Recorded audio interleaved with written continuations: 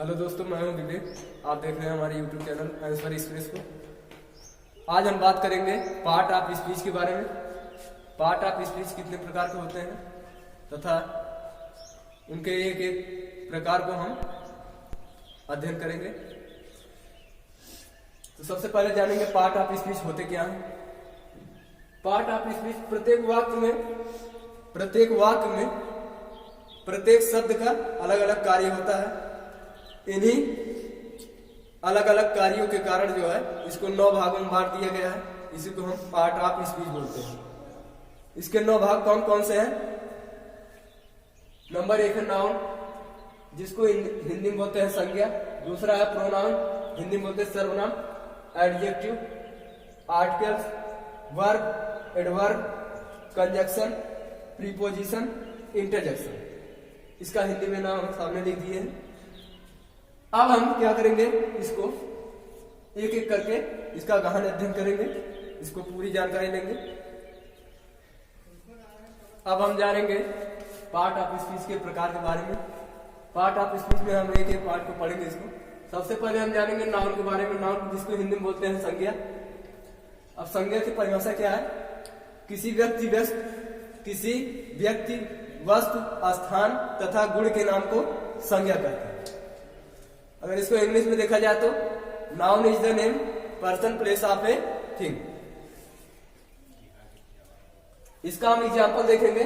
जैसे आंसू is a good girl. आंसू क्या है? किसी प्राणी का नाम है। This is my book. ये मेरी पुस्तक है, यानी कि वस्तु का नाम क्या है? बुक है।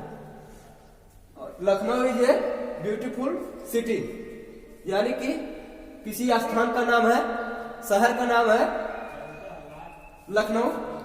और चौथा है सी इज क्नाउ फॉर हर गोल्डन, यानी कि वह अपने गुणों से जाना जाता है या फिर वह अपने भलाई के लिए जाना जाता है, यानी कि गुण का नाम है।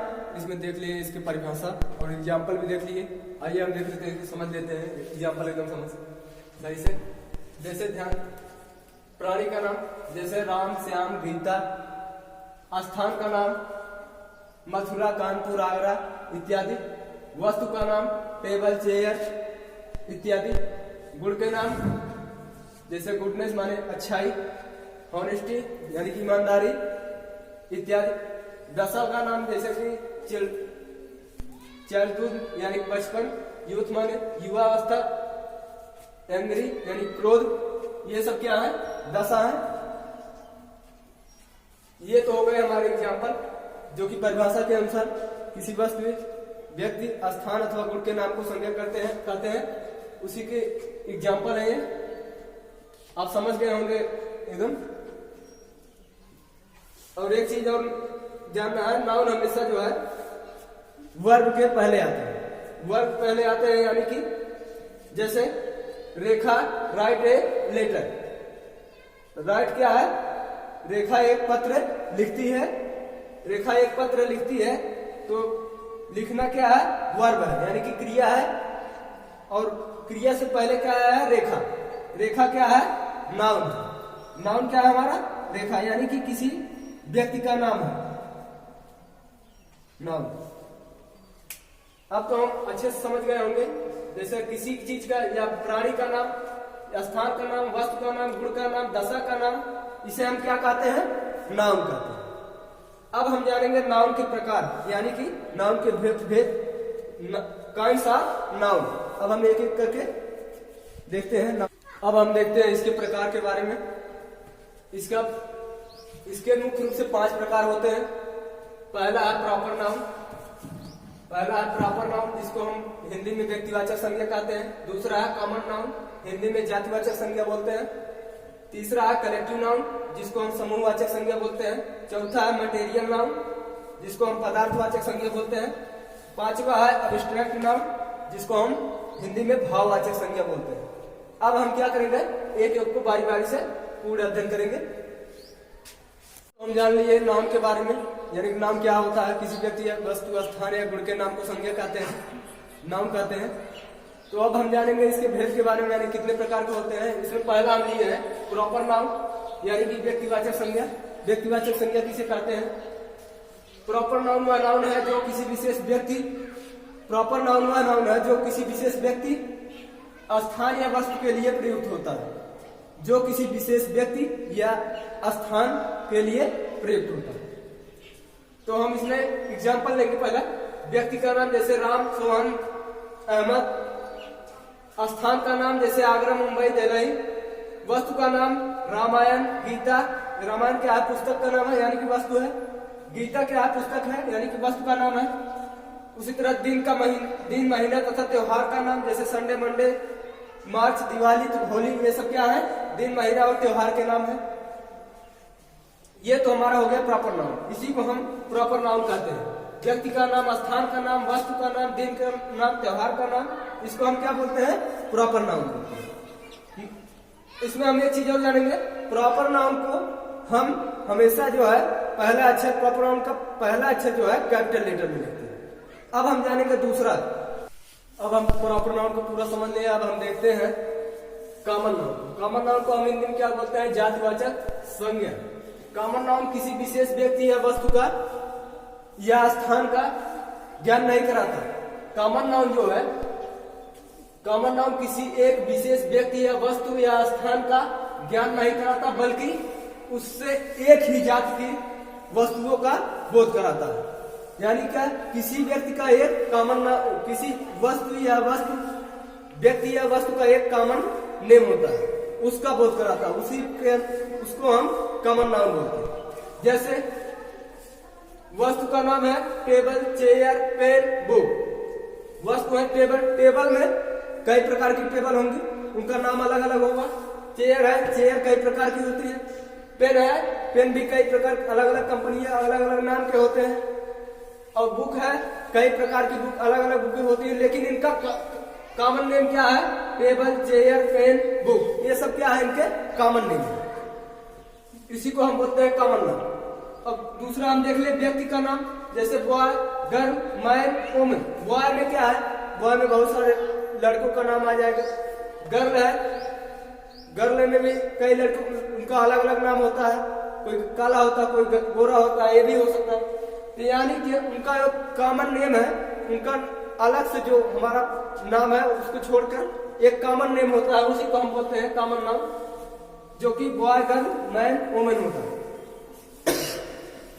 पशु का नाम, पशु का नाम जैसे हॉर्स, काउ, लायन, ये सब पशु हैं। और हॉर्स में मेल भी होते हैं, फीमेल भी होते हैं, कुछ काले होते हैं, कुछ अलग अलग कलर के होते हैं, उनका नाम उसी प्रकार से लिया जाता है। लेकिन उनका कॉमन नेम क्या है? हॉर्स है। काउ है, यानी कि गाय। गाय भी कई प्रकार की होती है, लेकिन उनका कॉमन नेम क्या है? काउ है, यानी कि गाय है। और लायन यानी कि शेर। शेर भी कई प्रजातियां होती है, उनका अलग अलग नाम है, लेकिन उनका कॉमन नेम क्या है? लायन है, यानी कि शेर है। उसी प्रकार जो है पक्षी का, पक्षियों में भी अलग अलग प्रकार की पक्षियां होती हैं, लेकिन उनका कॉमन नेम क्या है? पक्षी।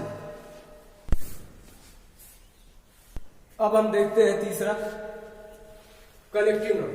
कलेक्टिव नाउन को हिंदी में हम बोलते हैं समूहवाचक संज्ञा, यानी कि जो चीज समूह में हो उसी को हम बोलते हैं। जैसे इसकी परिभाषा है किसी झुंड व्यक्तियों के समुदाय, किसी झुंड या व्यक्तियों के समुदाय तथा वस्तुओं के समूह को कलेक्टिव नाउन कहते हैं।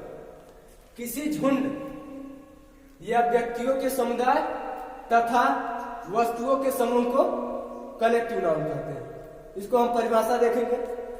परिभाषा जो है, जैसे क्लास हो गया, क्लास में छात्रों का समूह होता है। आर्मी क्या है? सैनिकों का समूह होता है।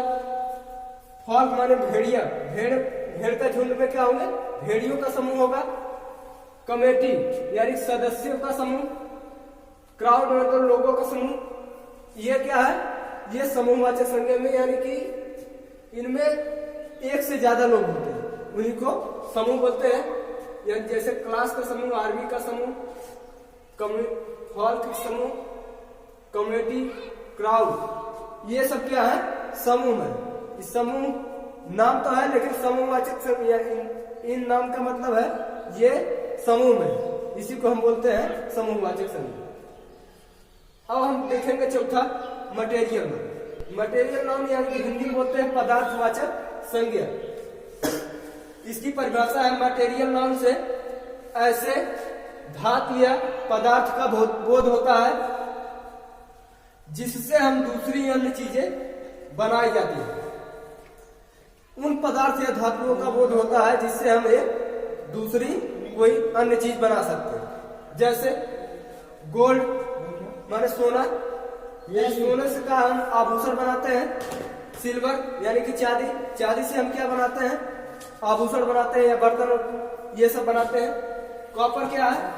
कॉपर में तांबा होता है, इससे हम वायर या फिर बर्तन या फिर कुछ भी बना सकते हैं।